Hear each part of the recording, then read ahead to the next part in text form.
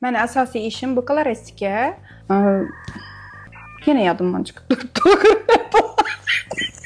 Ben Rozubayeva Guli, 20 yillik tajribaga ega, go'zallik yaratish bo'yicha masterman. Meni asosiy ishim bu koloristika.